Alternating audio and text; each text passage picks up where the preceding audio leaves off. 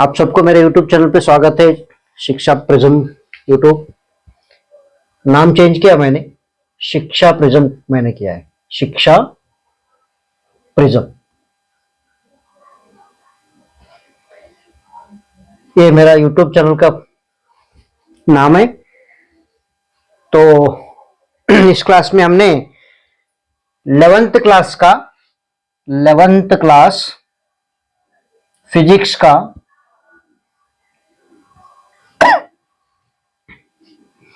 Physics का system of unit study करेंगे। System of units, okay. System of units topic आज के class में स्टडी करेंगे। चलो, तो फिजिक्स के बारे में क्या है वो ऑलरेडी फिजिकल वर्ल्ड में स्टडी करें। तो फिजिकल वर्ल्ड में हम क्या करते हैं, फिजिक्स में क्या करते हैं, फिजिक्स में हम फिजिकल क्वांटिटीज को हम स्टडी करते हैं। फिजिकल क्वांटिटीज को स्टडी करते हैं, ओके। फिजिकल क्वांटिटीज जो रहते हैं ना, हम उनको स्टडी करते हैं, ठीक है। तो फिजिकल क्वांटिटी क्या होता है? जो क्वांटिटी हम मेजर करके उसके बारे में इंफॉर्मेशन कलेक्ट करके एक्सप्रेस कर सकते हैं ना, वो सारे जो क्वांटिटीज होते हैं फिजिकल क्वांटिटीज, ठीक है। तो मैं क्या कहा, मेजर करके। मेजर करने के लिए हमको क्या चाहिए? मेजर करने के लिए हम क्या करना चाहिए? जो नॉन स्टैंडर्ड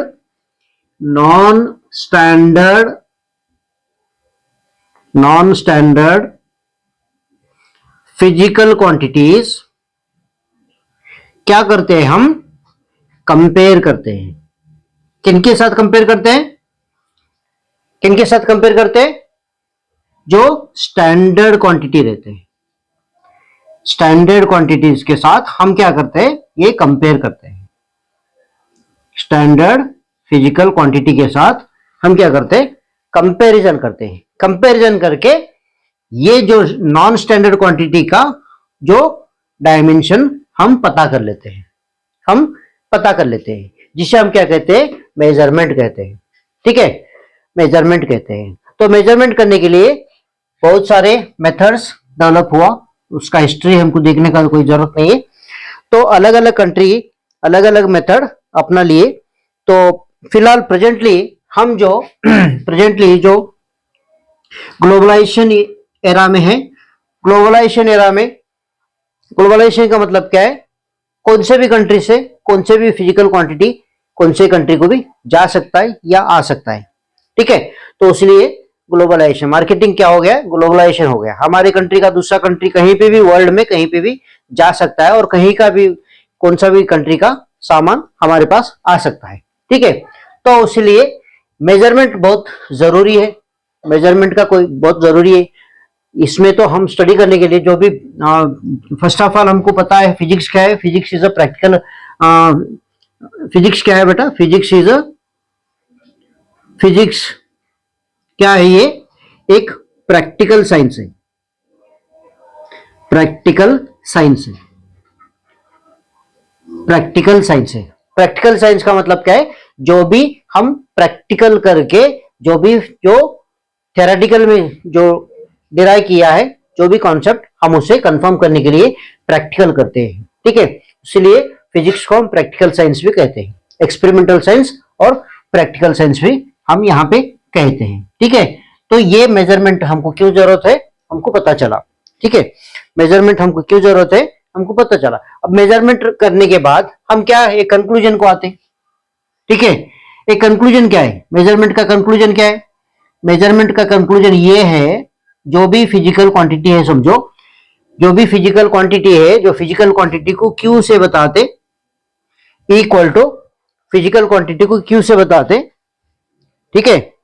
फिजिकल जो भी क्वांटिटी रहता है को क्या करते हैं? फिजिकल क्वांटिटी को मेजर करके एक एक्सप्रेस करने का वे रहता है। वो क्या है? फॉर एग्जांपल के लिए मैं यहाँ पे एक बताता हूं। यहाँ पे देखो, यहाँ पे एक कुछ फिजिकल क्वांटिटी स्ट्रेट लाइन में है, समझो। इसके बारे में कोई हमको पूछे ये क्या, इसका डायमेंशन बताने के लिए तो हम क्या करते हैं, ये जो है ना एक मीटर स्केल के साथ कंपैरिजन करते हैं। ठीक है, मीटर स्केल के साथ कंपेयर करने के बाद यहाँ मीटर स्केल के ऊपर एक स्टैंडर्ड वैल्यू रहता है। मीटर स्केल के ऊपर क्या रहता है, एक स्टैंडर्ड वैल्यू रहता है। इसके साथ कंपेयर करने के बाद ये जितना जो वैल्यू तक लेंथ रहता है ना, वो यहाँ पे हम एक्सप्रेस करते हैं। फॉर एग्जांपल के लिए अगर ये यहाँ से यहाँ तक 10 सेंटीमीटर है समझो, तो हम क्या लिखते हैं यहाँ पे, ये 10 सेंटीमीटर बोल के लिखते हैं। ठीक है, 10 सेंटीमीटर बोल के हम यहाँ पे लिखते हैं। ठीक है, तो 10 क्या है, एक नंबर है। 10 क्या है, एक नंबर है, मतलब क्या है, सेंटीमीटर का 10 टाइम्स है। एक एक सेंटीमीटर का 10 टाइम्स है। ये सेंटीमीटर क्या है, ये यूनिट है। ओके ओके, तो इसीलिए जनरल में हम फिजिकल क्वांटिटी को एक्सप्रेस करने का सिस्टम ऑफ यूनिट में कैसे करते हैं, एक नंबर और यूनिट, ये फिजिकल क्वांटिटी एक्सप्रेस करने का एक तरीका है। फिजिकल क्वांटिटी का एक्सप्रेस करने का एक तरीका है। ठीक है, तो ये है एक brief concept introduction for the measurement. ठीक है, चलो अब नेक्स्ट हेडिंग क्या है, नीड ऑफ मेजरमेंट। मेजरमेंट करने के लिए मेजरमेंट क्यों चाहिए, मेजरमेंट हमको क्यों चाहिए, तो नीड क्या है। तो नेक्स्ट क्या है, नेक्स्ट का टॉपिक है नीड ऑफ मेजरमेंट। तो हमें मेजरमेंट का क्या जरूरत है, मेजरमेंट का क्यों जरूरत है, हमको ये भी जानना जरूरी है। ठीक है, तो आपको पता है हम बहुत फिजिक्स में बहुत सारे फिजिकल क्वांटिटीज के बारे में स्टडी करते।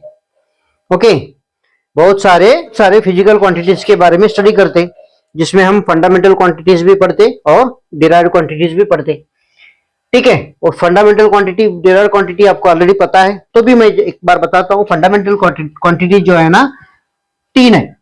Fundamental quantity, fundamental quantities, fundamental कौन सी क्वांटिटीज, फिजिकल क्वांटिटीज। कितने हैं, 3 है। एक है मास, और दूसरा है लेंथ, और तीसरा है टाइम। ये जो इन्हें हम इंडिपेंडेंट क्वांटिटीज भी कहते हैं, ये किसी के ऊपर डिपेंड नहीं रहते। ये तीनों जो है ना किसी के ऊपर डिपेंड नहीं रहते। ठीक है, किसी के ऊपर डिपेंड नहीं रहते, ये इंडिपेंडेंट क्वांटिटीज है। ठीक है, और दूसरा टाइप का क्वांटिटीज है derived quantities, derived physical quantities. ये डिराइव्ड फिजिकल क्वांटिटीज का मतलब क्या है, ये फंडामेंटल 3 क्वांटिटी से लेके और एक क्वांटिटी बन गया, तो इसीलिए इनको क्या करते हैं, डिराइव्ड क्वांटिटीज कहते हैं, डिराइव्ड फंडामेंटल क्वांटिटीज। ठीक है, ये फंडामेंटल क्वांटिटीज है, ये डिराइव्ड क्वांटिटीज है। ये फंडामेंटल क्वांटिटीज है, ये डिराइव्ड क्वांटिटीज है। ये क्या है, डिपेंडेंट क्वांटिटीज है, किसके ऊपर डिपेंड रहते, इनके ऊपर डिपेंड रहते। ठीक है, ये जो इनके ऊपर है, यहां तो बहुत सारे हैं। एग्जांपल के लिए ले लो, एक एरिया है समझो, एरिया। एरिया हम कैसे मेजर करते हैं, लेंथ इंटू ब्रेड्थ, और लेंथ मतलब क्या है, लेंथ इंटू लेंथ। तो इसका क्या हो गया, लेंथ इंटू लेंथ का मतलब क्या है, लेंथ 2 टाइम्स है। लेंथ कितने टाइम्स है, 2 टाइम्स है, ये बताता है 2 टाइम्स लेंथ लेके एक एरिया बन गया।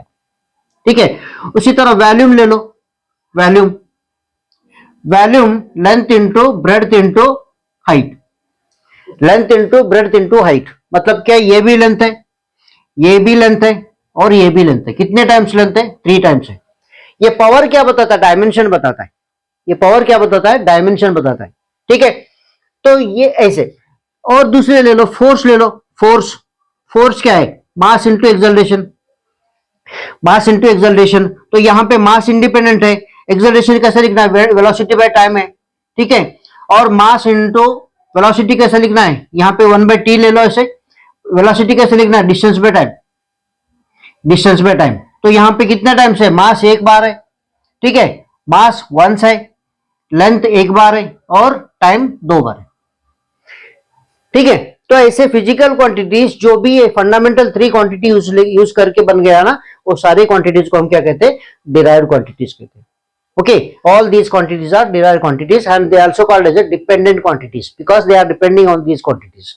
So these quantities are independent. These 3 are the independent physical quantities. Okay, so each quantity measuring methods are different and their units also different are there. Okay, different are that, let us see, we can see later on. So यहाँ पे derived quantity express करने के लिए ए quantity का जो dimension है हमको पता रहना चाहिए. वो पता रहने के लिए क्या करना है, ये फिजिकल क्वांटिटी जो भी इसमें रहते हैं उनको मेजर करके हम ये फॉर्म में एक्सप्रेस करते हैं. तो इसीलिए हमको मेजरमेंट का जरूरी इसीलिए है. तो जो भी फिजिकल क्वांटिटीज है, जो ना फंडामेंटल क्वांटिटीज हो या डिराइव्ड क्वांटिटीज हो, वो एक्सप्रेस करने के लिए, मतलब उसका स्टैंडर्ड फॉर्म में, मतलब उसके डायमेंशन एक्सप्रेस करने के लिए जो हमको एक्सप्रेस मेथड चाहिए, मतलब क्या है, एक स्टैंडर्ड वे होना चाहिए. उसलिए मेजरमेंट का जरूरी, हमको बहुत जरूरी है. ठीक है, तो ये है नीड ऑफ क्या है, मेजरमेंट. ठीक है, अब नेक्स्ट क्या है, यूनिट्स के बारे में स्टडी करेंगे. ओके ओके दोस्त, नेक्स्ट क्या है, यूनिट्स के बारे में स्टडी. टॉपिक है यूनिट्स. यूनिट्स क्या है, एक स्टैंडर्ड क्वांटिटीज है. यूनिट्स क्या है, ये एक स्टैंडर्ड क्वांटिटीज है जिसे कंपेयर करके जो नॉन स्टैंडर्ड क्वांटिटीज को हम क्या करते हैं, उनके डायमेंशन के बारे में रिकॉर्ड करके उनके बारे में एक्सप्रेस कर सकते हैं. ठीक है, तो एग्जांपल के लिए ले लो, यहां पे एक कंटेनर है. ठीक है, यहां पे एक सॉलिड क्या है, सॉलिड बॉडी है. यहां पे लिक्विड है, तो यहां पे सॉलिड बॉडी है. ठीक है, ये सॉलिड बॉडी है. और यहां पे और एक है, कि यहां पे हमने बताया कि ये ए का घर है और यहां पे बी का घर है. ये ए का घर है, वहां पे बी का घर है. और यहां पे क्या मेजर करना है, तो मैंने पूछा इनका, इसका, और यहां से जो डिस्टेंस है इसका. और मैंने क्या कहा, मुझे कोई पूछे तो अब टाइम कितना है पे, तो मैंने क्या करा, अपना वॉच कंपेयर किया किसके साथ, वो प्रेजेंट जो भी सिचुएशन रहता ना उसको कंपेयर करके मैं बोल दिया कि इतना टाइम है. फॉर एग्जांपल के लिए अगर ऐसा है तो मैंने बताया कि यहाँ पे अब 3 बज गए. 3 बजे, क्योंकि वहां पे लिखे रहता है वॉच में, क्लॉक में, की जो वॉच में जो है ना लिखे रहता है, और यहाँ पे तो लिखे नहीं रहता है. तब हम क्या करते, इसको हम मेजर करते. कहाँ पे, फिजिकल बैलेंस के ऊपर यहाँ पे मेजर करते. अब तो डिजिटल मेथड हो गया, तो इसके बारे में कुछ भी नंबर आता है. तब इसके बारे में कुछ भी है नंबर आता ना, उसकी कुछ भी नंबर यहाँ पे लिखता हूँ कि ये क्वांटिटी इतना है. तो इसे मैं कहीं दूर भेजता हूँ तो वो पर्सन इसको देख के समझ लेता है कि ये क्वांटिटी इतना है. ठीक है, और यहाँ पे लिक्विड का भी मेजरमेंट कुछ नहीं है, तो मैं मेजरमेंट का एक डिवाइस लेके मैं क्या करता हूँ, इसको मेजर करके यहाँ पे कुछ लिखता हूँ, ये 10 लीटर है. तो ये देखते हैं, इसको देखते ही समझ लेता है कि ये कितना है. और यहाँ पे डिस्टेंस के बारे में मैं बताता हूँ, यहाँ पे 10, हाँ ये 1 किलोमीटर है समझो, 1 किलोमीटर या 1000 मीटर है समझो. तो यहाँ लिखते ही समझ लेंगे. तो ये डिस्टेंस है, ये डिस्टेंस है, ये लिक्विड का मास है, और ये सॉलिड बॉडी का मास है, और यहाँ पे टाइम है. तो हमने क्या किया, यहाँ पे एक स्टैंडर्ड फॉर्म में कंपेयर करके इस नॉन स्टैंडर्ड बॉडी को मैं एक स्टैंडर्ड फॉर्म में लिख दिया मैं. ठीक है, तो वो क्या होते हैं, यूनिट्स. तो यहाँ पे किलोमीटर, यहाँ पे लीटर, और यहाँ पे ग्राम या आवर, मिनट, कुछ भी होने दो, वो सारे जो है ना यूनिट होते हैं. वो सारे क्या होते हैं, यूनिट होते हैं. तो हम यहाँ पे कैसे लिखना है, units are nothing but what, units are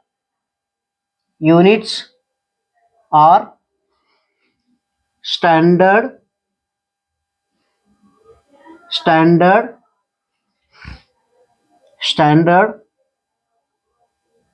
form of physical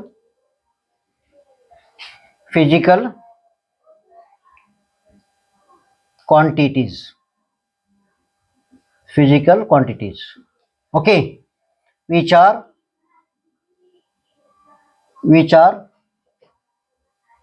used to know about non-standard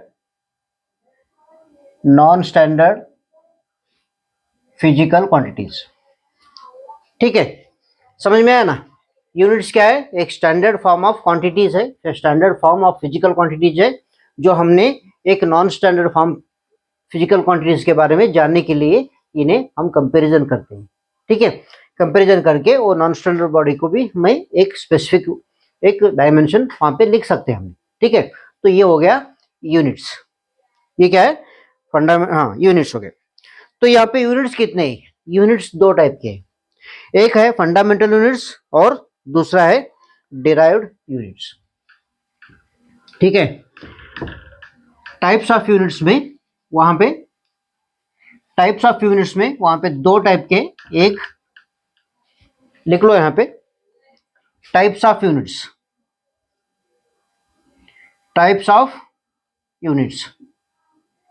तो एक है फंडामेंटल यूनिट्स, वहां पे दो टाइप है, एक है फंडामेंटल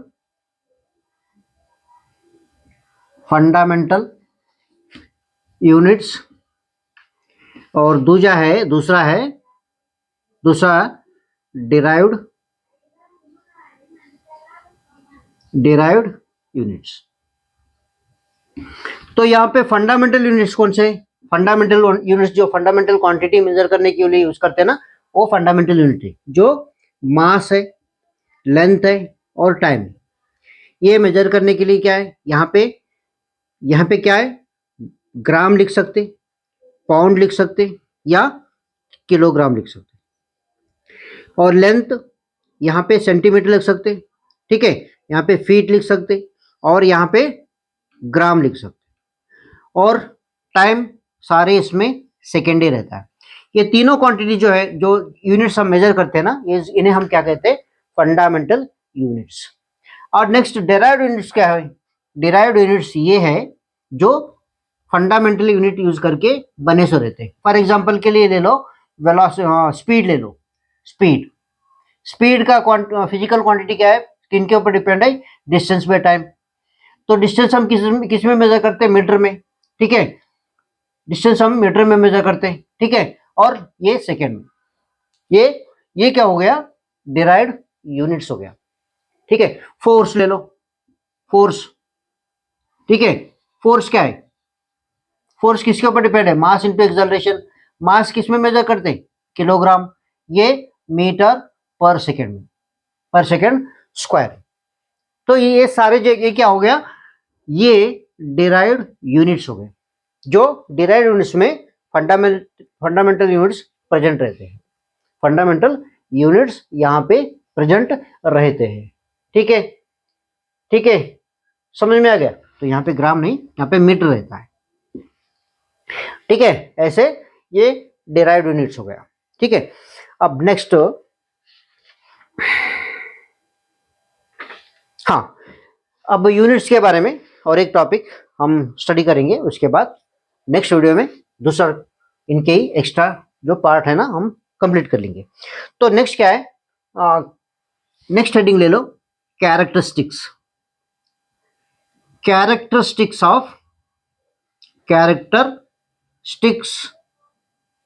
ऑफ यूनिट्स। तो यूनिट्स बोलने के लिए यूनिट्स कैसे रहना चाहिए, वहां पे थोड़ा सा कैरेक्टरिस्टिक्स है। फर्स्ट कैरेक्टरिस्टिक्स क्या है? वो जो यूनिट यूज करते हैं ना, वो कन्वीनियंट साइज रहना चाहिए। क्या रहना चाहिए? कन्वीनियंट साइज रहना चाहिए। उनके जो डायमेंशन है फ्रीली हम हैंडल करना आना चाहिए। जैसा कि एग्जाम्पल के लिए हमको क्या करना है, ये बेंगलुरु से हमको दिल्ली का मेजरमेंट करना है। फॉर एग्जाम्पल के लिए ये 1000 किलोमीटर है, समझो 1000 किलोमीटर चाहिए मेजर है, समझो। तब हम ये मेजर करने के लिए 1000 किलोमीटर का मीटर स्केल लाने का जरूरत नहीं है। मीटर स्केल एक है तो बस 1000 टाइम्स हम रिपीटेडली हम कर सकते हैं, क्योंकि 1000 किलोमीटर का अगर मीटर स्केल हम हैंडल करने नहीं होता है, वो दिक्कत होता है। तो ये कन्वीनियंट हमको आना चाहिए। ये कन्वीनियंट, एक फर्स्ट क्वांटिटी क्या है? कन्वीनियंट होना चाहिए। अब नेक्स्ट क्या है? वेल डिफाइंड होना चाहिए। नेक्स्ट क्या है? वेल डिफाइंड होना चाहिए। वो हमें डिफाइन करने के लिए आना चाहिए, करेक्ट। वेल डिफाइंड रहना चाहिए। उसके बारे में इजी से हम कंपैरिजन करके कैलकुलेशन करने आना चाहिए। और थर्ड क्या है, वो सारे जगह अवेलेबिलिटी होना चाहिए, अवेलेबिलिटी होना चाहिए। ओके, अवेलेबिलिटी होना चाहिए। और नेक्स्ट क्या है, नेक्स्ट वो टाइम और प्लेस से वो चेंज नहीं होना चाहिए, वो they should be constant. Constant इसका मतलब क्या है, should not change, should not change, change with time and place. Time and place के हिसाब से उनका कोई भी वेरिएशन नहीं होना चाहिए, ठीक है, वो नहीं होना चाहिए। फिजिकल कंडीशन कुछ भी चेंज होने दो, वो नहीं होना चाहिए। और लास्ट कौन सा है, यूनिवर्सली एक्सेप्टेड होना चाहिए, यूनिवर्सली एक्सेप्टेड रहना चाहिए। मतलब क्या है, हम यहाँ पे अगर कुछ मेजर करें, इंडिया में मेजर करने के बाद अगर यूएसए में हम सेंड किए तो उनको भी पता रहना चाहिए ये इतना क्वांटिटी है बोल के, उनको कंफ्यूजन क्रिएट नहीं होना चाहिए। तो ऐसा यूनिवर्सली जो यूनिट जो है ना, यूनिट्स एक्सेप्टेड होना चाहिए। इतने सारे एक कैरेक्टरिस्टिक्स है, तो ये हमको याद रहना चाहिए। इसमें कोई एग्जाम में मतलब एग्जाम में क्वेश्चन आने का नहीं है, लेकिन ये फिजिकल नॉलेज मतलब बेसिक नॉलेज जो है ना हमको रहना चाहिए। जो भी फिजिकल क्वांटिटी के बारे में हम प्रैक्टिकल या थ्योरेटिकल करते टाइम में या न्यूमेरिकल करते टाइम में उनका यूनिट हमको पता रहना चाहिए, क्योंकि न्यूमेरिकल में सॉल्व करने के बाद यूनिट अगर नहीं लिखेंगे तो हाफ मार्क्स चले जाएगा, हाफ मार्क्स थ्योरी में, ठीक है, थ्योरी में। और हमको न्यूमेरिकल में भी मतलब क्या है, कौन सा भी कॉम्पिटिटिव एग्जाम में उनके यूनिट अगर पता नहीं चला तो फाइनली हमको आंसर कंक्लूजन करने के लिए बहुत दिक्कत हो जाएगी। तो इसलिए यूनिट के बारे में हमको पता रहना चाहिए बेटा, ठीक है। चलो।